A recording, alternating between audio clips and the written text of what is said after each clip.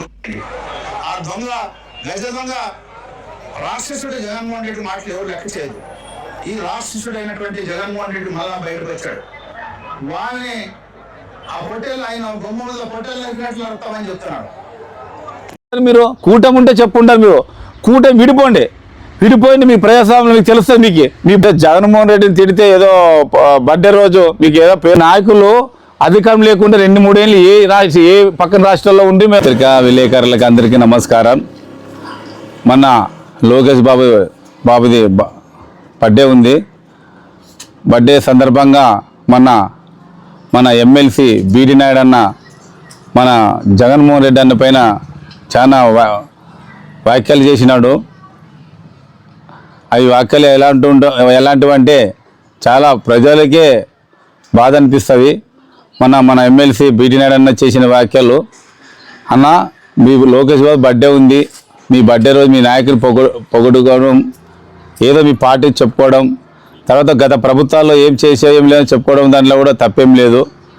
కానీ అక్కడ మా నాయకుడిని దొంగ, గజ దొంగ, రాక్షసుడు, బ్రిటిష్ పరిపాలన అనే విధంగా ఆ రోజు మీరు ఆ వర్డ్ ఆ విధంగా మాట్లాడినారు. అన్న మీరు ఒక విద్యావంతులు, చాలా ఈరోజు ఎంతో అదృష్టవంతులు కూడా. ఈరోజు మీరు ఈ కూటమి నాయకుల్లో మీకు మళ్ళీ 2వ సారి ఎమ్మెల్సీ రావడం కూడా మంచిదే. కానీ ఈరోజు జగన్మోహన్ రెడ్డిని మీరు ఇలా మాట్లాడము ఆదోని ప్రజలందరికీ చాలామంది బాధాకరం. ఎందుకంటే మీరు రాజకీయంగా మాట్లాడే బాగుంటుండే.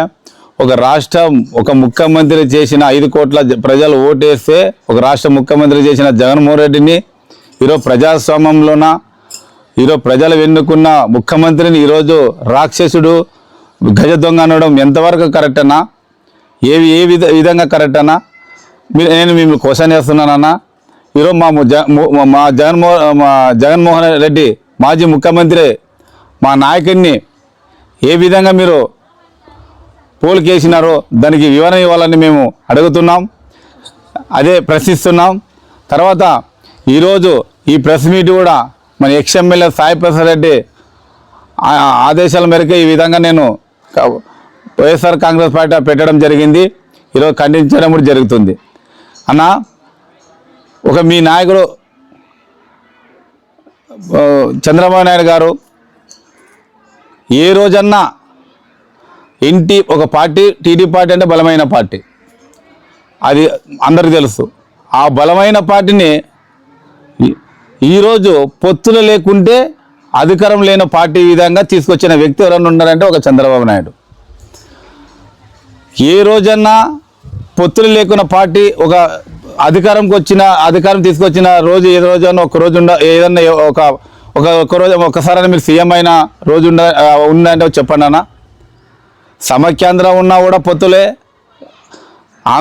ఇడిపోయినా పొత్తులే. ఏ రోజు మీరు పొత్తు లేకపోతే సీఎం కాలేరు. అలాంటి వ్యక్తి మీ నాయకుడనా? అలాంటి వ్యక్తి మీరు ఏదైనా అనాలో ఉంటే మీరు అన్ని మాటలన్నీ మీ నాయకు వర్తిస్తుంది.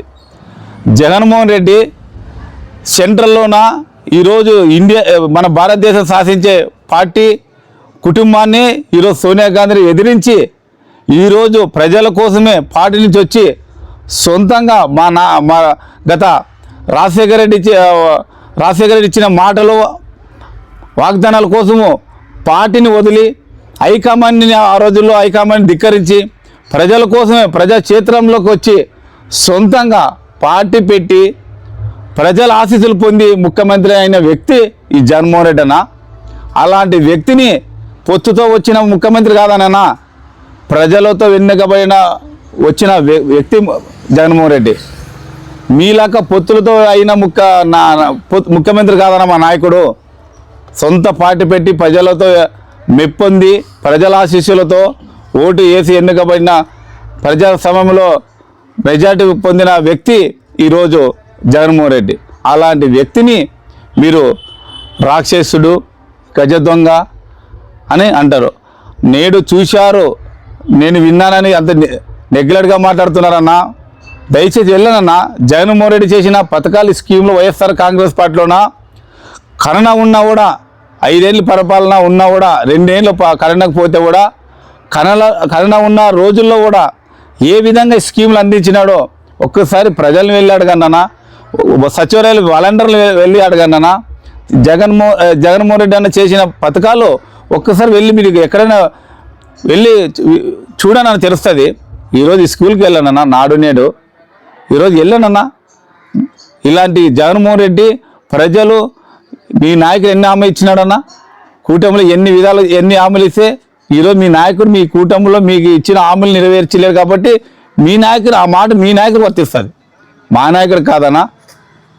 మా నాయకుడు ఎప్పుడో దయచేసి ఏ రోజు ఓటమి ఉన్నా గెలుపున్నా ప్రతిపక్షంలో ఉన్నా అధికార పక్షంలో ఉన్నా ప్రజాస్వామ్యంలో ఒంటరిగానే పోటీ చేసి అధికారంలోకి వచ్చే లీడర్ అన్న మా జగన్మోహన్ రెడ్డి అన్న. అలాంటి వ్యక్తిని ఈరోజు ఏదో చిన్నగా మాట్లాడుతున్నారు. ఇంతవరకు కరెక్ట్ అన్నా? కొంతమంది కరెంటు ఛార్జీలు పెంచినారు. కరెంటు ఛార్జీ వాళ్ళు జగన్మోహన్ రెడ్డి వాళ్ళు ఇంత షార్టేజ్ అని అంటున్నారు. మన కృష్ణ అక్క కరెంటు ఛార్జీలు పెంచారని ఈరోజు మీరు లెక్కలు చెప్పినారే. ఈరోజు మీ నాయకుడు గతంలో ప్రభుత్వం ఉన్న ముఖ్యమంత్రి ఉన్నప్పుడే టిట్కో ఇండ్లకి వెళ్ళి అడగండి అక్క. టిట్కో ఇల్లుకి ఒక బెనిఫిషరీకి ఎంత బరువు ఇల్లు ఇవ్వాలంటే ఎంత, ఒక్కొక్కరు బెనిఫిషరీకి బ్యాంక్ లోన్ ఎంత మోపినాడో ఒకసారి వెళ్ళి అడగండి.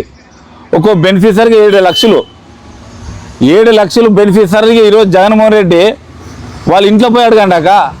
ఒక్కొక్క బెనిఫిషరీ రాష్ట్రం మొత్తం ఒక 7 లక్షలు ఒక బెనిఫిషరీ మోపితే ఆ 7 లక్షలు ఈరోజు జగన్మోహన్ రెడ్డి పేద ప్రజలు ఇబ్బంది ఉండరు అని రూపాయికి రిజిస్ట్రేషన్ చేసిన చరిత్ర జగన్మోహన్ రెడ్డి దాకా.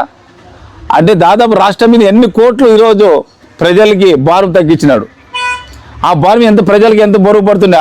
ఆ వడ్డీకి వడ్డీ మారొడ్డి పడి బ్యాంకు వాళ్ళు ఈరోజు కట్టలేని పరిస్థితుల్లో ఆ పేద ప్రజలు ఉంటుండే. కానీ బ్యాంకు వాళ్ళు కూడా రేపు హౌసులు కట్టుకుంటారా వాళ్ళకి అయిపోతుండే అనే స్థితిలో ఉండే ఆ ప్రజలు. అలాంటి ప్రజలకి పేద ప్రజలకి జగన్మోహన్ రెడ్డి అన్న ఫ్రీ రూపాయికి రిజిస్ట్రేషన్ చేసి ఈరోజు టిట్కో ఇల్లు ఫ్రీగా ఇవ్వడం జరిగింది. అక్క దయచేసి నాయకులకు ఒకటే, మీ నాయకుల అభిమానం ఉంటే మీరు పొగుడుకని ప్రభుత్వాలు ఏదైనా చేసింటే చెప్పుకోండి. మా నాయకుని అయినప్పుడు కూడా కొద్దిగా ఆలోచించాను. ఆయన ఒక రాష్ట్రానికి మాజీ ముఖ్యమంత్రి, ఈరోజు మళ్ళీ కాబోయే ముఖ్యమంత్రి, రాబోయే రోజులు ఖచ్చితంగా వైఎస్ఆర్ కాంగ్రెస్ పార్టీ అధికారంలోకి వస్తుంది. ఈరోజు మీరు ఇచ్చిన కూటమిలో ఉన్న మీ నాయకులు ఏం చేస్తున్నారో, ఏం ఇచ్చినారో వాగ్దానాలు, మేనిఫెస్టో ఏం పెట్టినారో, ప్రజలకు అందుతున్నారా లేదా, ప్రజలు ఏ విధంగా ఇబ్బందులు ఉన్నారో ప్రజల్లోకి వెళ్ళి ప్రజలు తెలుసు మీ గవర్నమెంట్ మీ నాయకులకి దృష్టికి తీసుకువెళ్ళి తెలపండి. అంతేగాని ప్రజలకన్నా ఏదైనా సేవ్ చేసిన వాళ్ళు అవుతారు.